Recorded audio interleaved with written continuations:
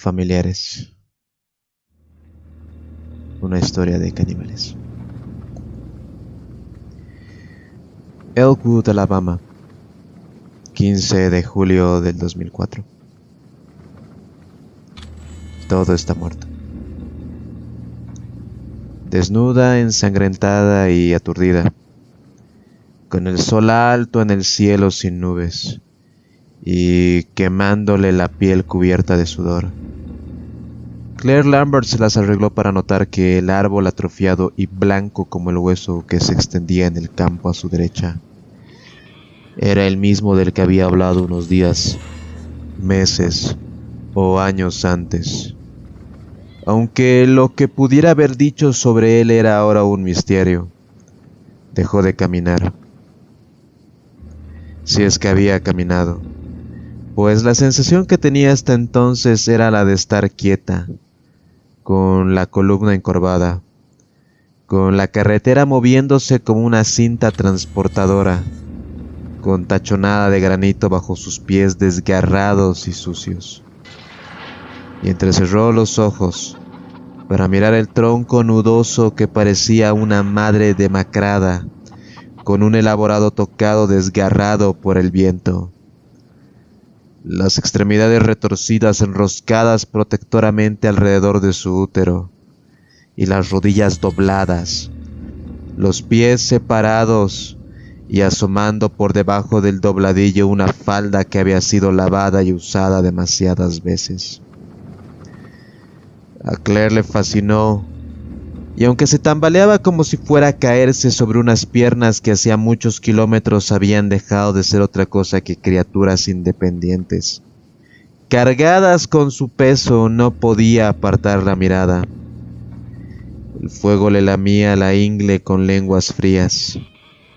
La sangre de su pelo se endureció.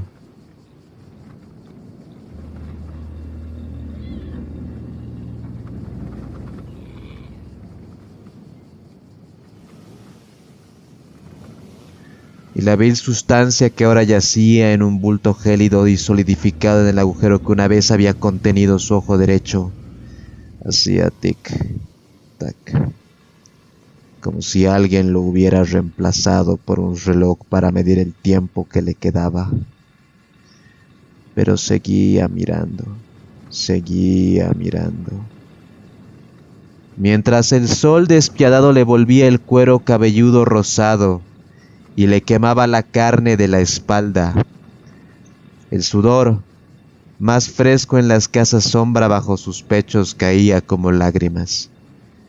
Al final se estremeció y sus piernas la arrastraron hacia la cerca de alambre de púas que separaba el campo de la carretera. El algodón susurró en la brisa cuando su estómago tocó el alambre. Las púas se le clavaron profundamente en la piel. No sintió nada más que un escalofrío involuntario.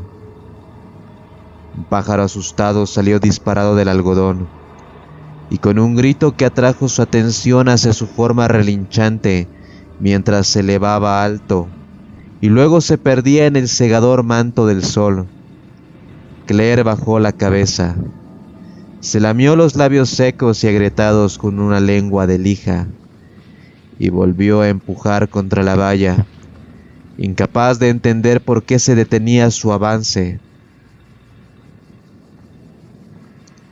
Seguramente nadie le negaría un encuentro con ese árbol, una muestra del consuelo maternal que sentía que podría ofrecerle. Volvió a empujar y otra vez se vio frenada. Esta vez las púas le perforaron la piel.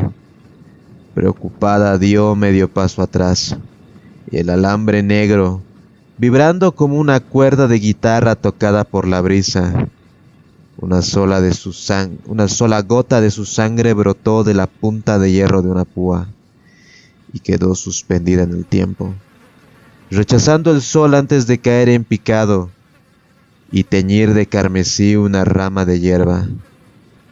Frunciendo el ceño, miró lentamente del alambre al árbol, como si la culpa pudiera recaer en esa mujer marchita. y trató de hablar, de suplicar. De su garganta reseca solo salió un silbido débil. Ayúdame. Y tragó lo que parecía un puñado de piedras calientes. Un sonido. Se giró reacia a apartar la mirada del árbol, pero atraída por el único otro ruido que había oído hasta ahora, que no era inmediatamente atribuible a la naturaleza o a esa suave voz dentro de ella. Esa voz que iba cantando incesantemente y con incansable determinación que todo estaba muerto. Un mechón de su cabello se enganchó en su labio inferior y se quedó allí, sujetado en una fisura donde la piel se había abierto. Una furiosa luz blanca tronaba hacia ella. De esto solo era vagamente consciente, porque entre esa luz y donde ella se balanceaba había un hombre sin rostros ni manos. No, eso no era del todo correcto. Daniel todavía tenía sus manos, pero ya no tenían piel, y se veían increíblemente oscuras y en carne viva. Esto no le preocupaba, porque rara vez la había sostenido de todos modos. Un lapso de afecto del que alguna vez había esperado desengañarlo. ¿Me tomas la mano? ¿Por qué no lo haces? Porque ya no somos niños, nena. Pero al ver ese cráneo desollado, una lágrima, como la sangre en el alambre, desafió al sol y se derramó en su ojo bueno. Podemos hacer autostop, le dijo, aunque sus labios nunca se movieron.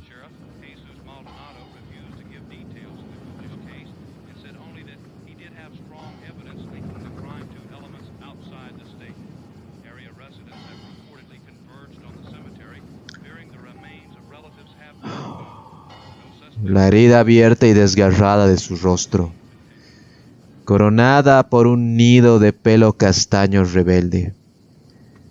Se giró para asentir ante la luz deslumbrante que había detrás de él, que se había acercado aún más. El sol reflejado flotaba sobre el metal brillante.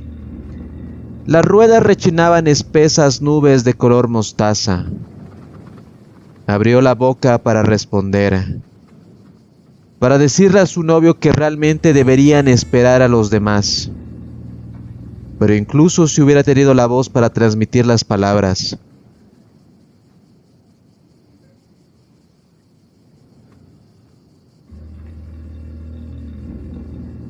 un repentino rayo de dolor deslumbrante intentó cortarla por la mitad, obligándola a doblarse mientras vomitaba en el suelo a sus pies. Todo está muerto. Su cabeza se hinchó mientras veía un río rojo oscuro fluir de su boca, convirtiendo el polvo en óxido y salpicando sus tobillos. Las venas de su cuello sobresalían en gruesos cordones.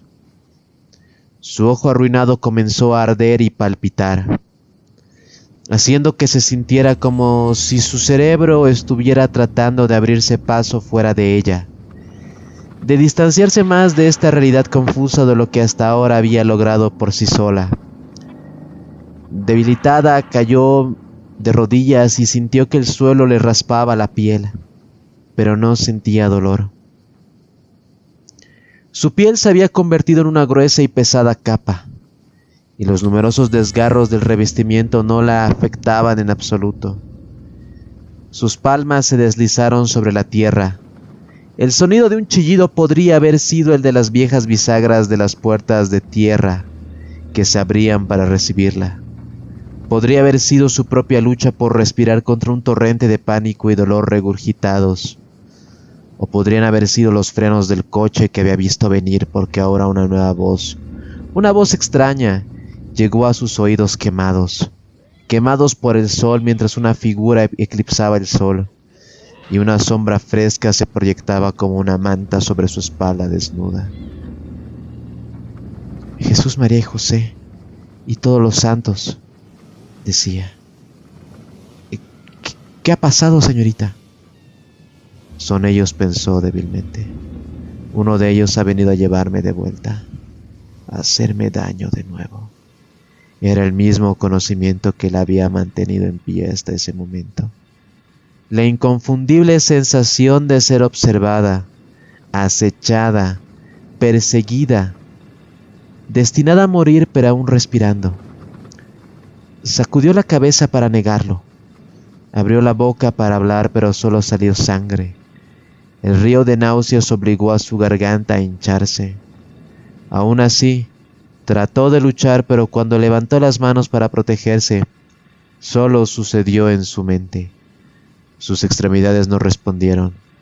El par de botas polvorientas se habían presionado en su campo de visión y se alejaron.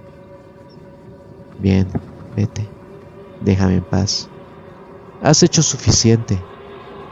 Todo está muerto. Los mataste a todos. Cristo.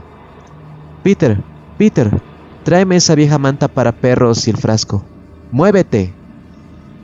Por fin la corriente vertiginosa cesó y encontró la fuerza para levantar la cabeza.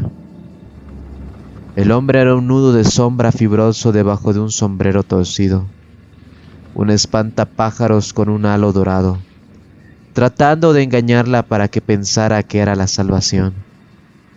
El miedo golpeó su pecho, encendiendo más nudos de dolor que parecían irradiar desde el centro de ella. Otra sombra surgió del hombro del hombre, esta vez igual de delgada pero sin sombrero, solo un mechón de pelo. Están aquí para matarme. Oh, mierda. Mírale los ojos. Cierra tu estúpida boca, muchacho. ¿Qué le pasó? ¿No tienes ropa puesta? La voz estaba llena de ese nerviosismo inquieto. La sombra sin sombrero fue apartada a codazos. La delgada sombra agitó los brazos hasta que su pecho se convirtió en alas, que descendieron alrededor de Claire, envolviéndola. ¡Ayúdame a llevarla! Abrió la boca para gemir ante el repentino y terrible calor que le envolvía, y sintió que un nuevo calor se filtraba de entre sus piernas. La tierra se oscureció rápidamente. Papá se ha mojado. ¿Y ahora? Antes de que los brazos pudieran apretar aún más sus alas a su alrededor, Claire tomó una serie de tragos rápidos, secos y dolorosos. Luego inhaló una bocanada que sonó como clavos en una pizarra y gritó llamando a Daniel.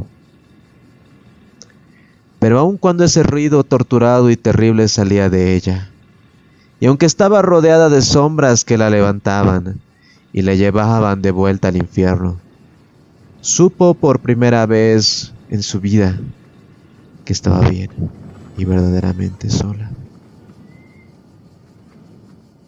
Que ninguna ayuda vendría ahora ni nunca. Fin del texto 1.